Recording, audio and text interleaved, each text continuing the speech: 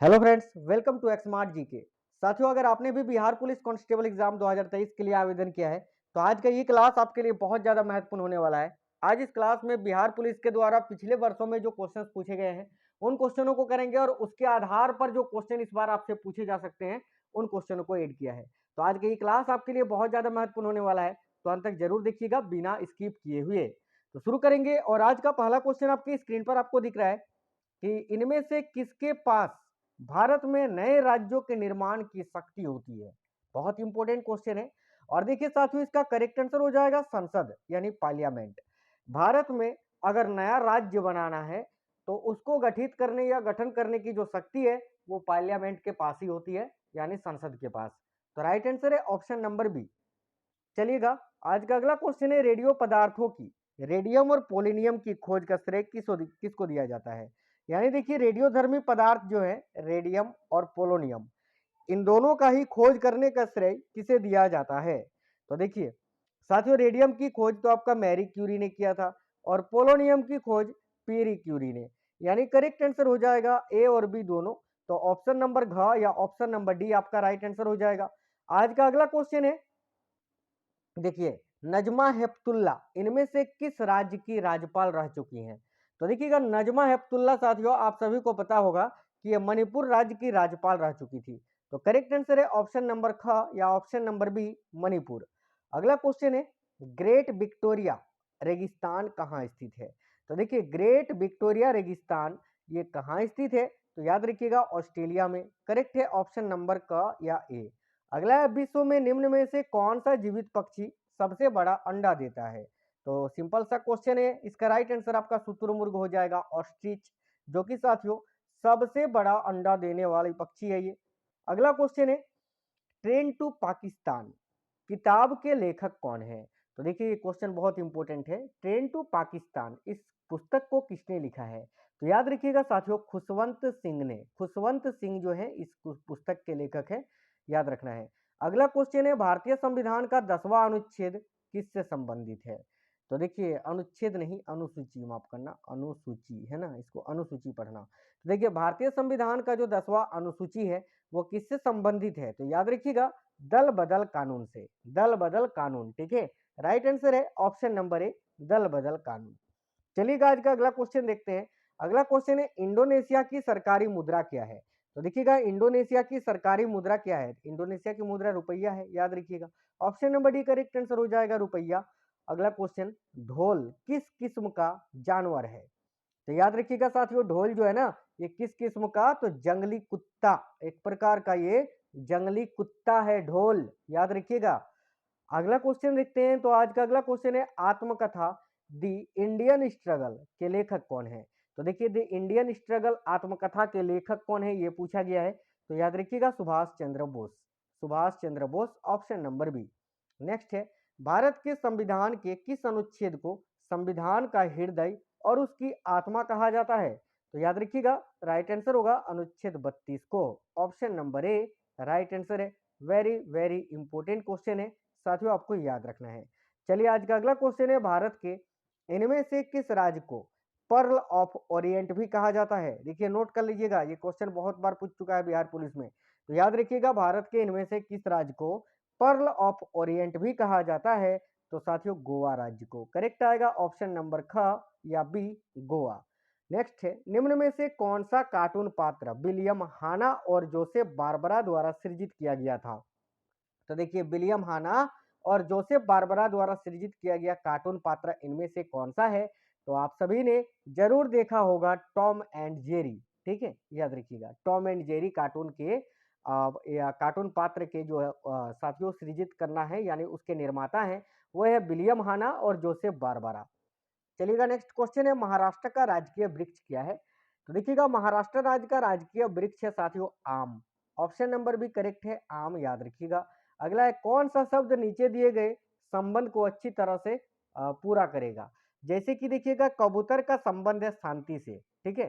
तो सफेद झंडा किससे संबंधित है, तो समर्पण से। ऑप्शन नंबर बी या ख करेक्ट आंसर हो जाएगा आपका, समर्पण, याद रखिएगा। चलिएगा, नेक्स्ट क्वेश्चन है साथियों, देखिए अगला क्वेश्चन है, असंगत को चुने। इनमें से असंगत कौन सा है ये आपको चुनना है। तो ध्यान दीजिएगा, असंगत चुनना है ना, तो देखिए मानदेय, जेब खर्चा, वेतन, मजदूरी, इन चारों में से सबसे अलग कौन सा है? तो देखिए मानदेय काम के बदले दिया जाता है, वेतन भी काम के बदले ही मिलता है, मजदूरी भी काम के बदले मिलता है। जेब खर्चा ये तो साथियों इन तीनों से अलग है, तो करेक्ट आएगा ऑप्शन नंबर बी, जेब खर्चा, पॉकेट मनी। वैट का विस्तार क्या होता है, यानी वैट का फुल फॉर्म आपसे पूछा है, तो देखिए वैट का फुल फॉर्म होता है value added tax. Option number ख राइट आंसर है, वैल्यू एडेड टैक्स। निम्न में से कौन भारत रत्न पुरस्कार पाने वाला पहला फिल्म से संबंधित व्यक्तित्व है? तो करेक्ट आंसर होगा सत्याजीत रे, ऑप्शन नंबर सी, जिनको सबसे पहले भारत रत्न मिला था फिल्म फिल्म के क्षेत्र में, याद रखिएगा। आज का अगला क्वेश्चन है, देखिए ग्रैमी पुरस्कार विजेता पंडित विश्व मोहन भट्ट को निम्न में से किस संगीत वाद्य को बजाने में महारत हासिल है? काफी अच्छा क्वेश्चन है, देखिएगा साथियों। तो करेक्ट आंसर हो जाएगा स्लाइडर गिटार, याद रखिएगा स्लाइडर गिटार को, ठीक है, option number C correct answer है।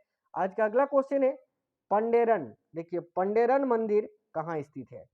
तो याद रखिएगा पंडेरेथन मंदिर, माफ करना, पंडेरेथन मंदिर ये कहाँ स्थित है साथियों? तो जरूर याद रखिएगा जम्मू कश्मीर में ये स्थित है, ऑप्शन नंबर ए।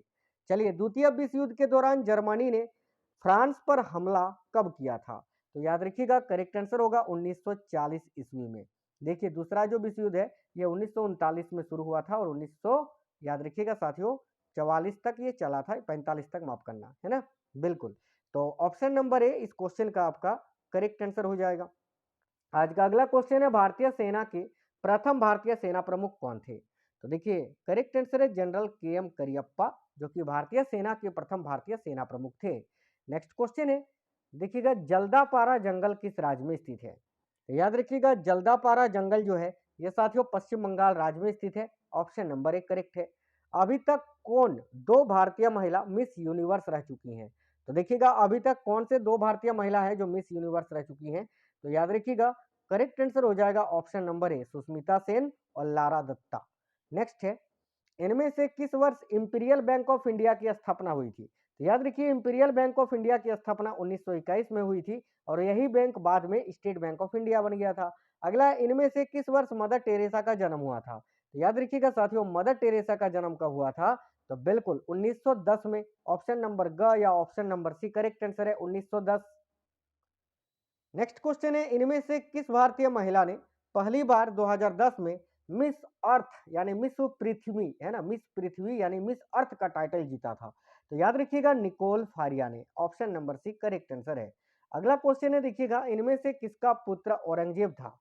यानी औरंगजेब जो है ना किसका पुत्र था ये पूछा गया है, तो सिंपल सा क्वेश्चन है, शाहजहां का पुत्र था ना Aurangzeb, option number D.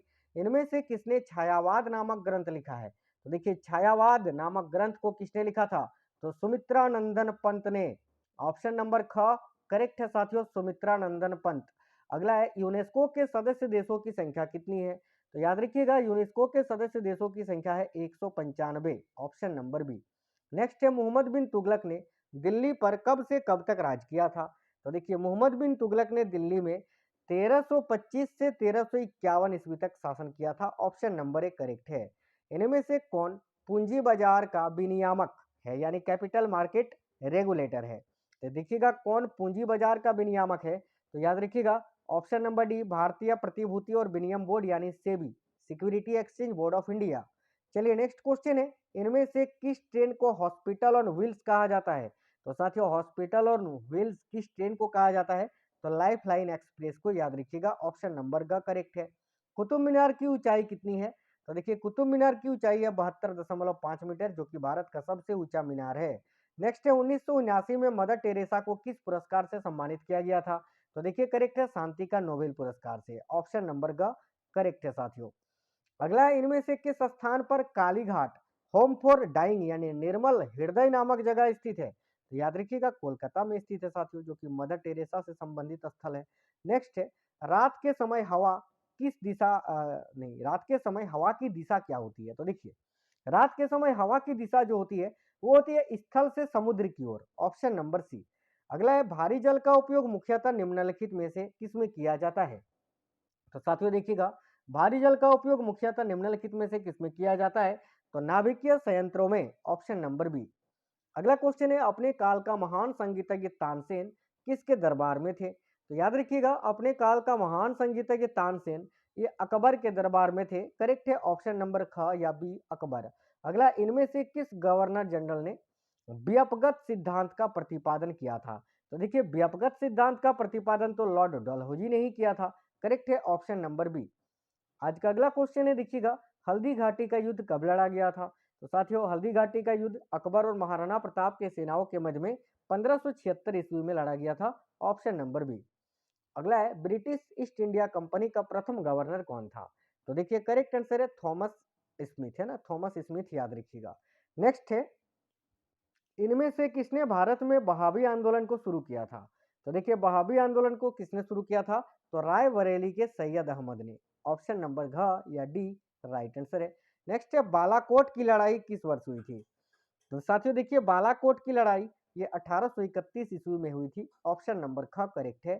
Kanyakumari से मंगलोर तक के तटीय क्षेत्र को क्या कहते हैं? तो याद रखिएगा, कन्याकुमारी से मंगलोर तक के तटीय क्षेत्र को मालाबार तट के नाम से जाना जाता है। Option number B.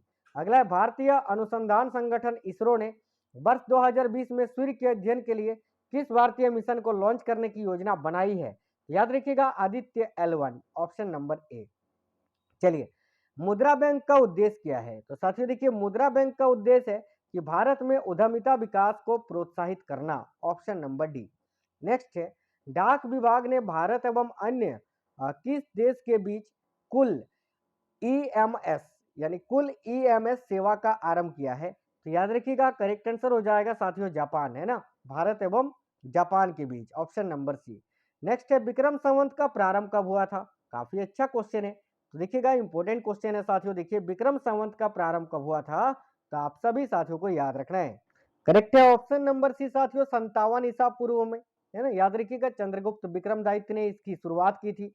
चलिए, आज का अगला क्वेश्चन है, देखिए, जीपीएस, है ना, आईजीपीएस यानी नेविगेशन प्रणाली विकसित करने वाली कंपनी सुसंगत नेविगेशन ये किसके द्वारा अधिग्रहित कर ली गई है? तो साथियों, इसको कौन खरीद लिया है? तो याद रखिएगा, एप्पल, यानी आईफोन वगैरह जो होता है, एप्पल ब्रांड, है ना। Option number B right answer है। साथियों, आज बहुत ही इंपॉर्टेंट क्वेश्चंस, आपको अच्छे लेवल के क्वेश्चंस क्लास में करवाएं। आपको क्लास कैसा लगा है जरूर बताइएगा कमेंट बॉक्स में। लाइक कर दीजिएगा, सभी साथी क्लास को शेयर कर दीजिएगा, और आपको कोई भी चीज बताना है तो कमेंट बॉक्स में कमेंट जरूर करिएगा। मिलते हैं आपसे अगले क्लास में, तब तक के लिए जय हिंद, वंदे मातरम।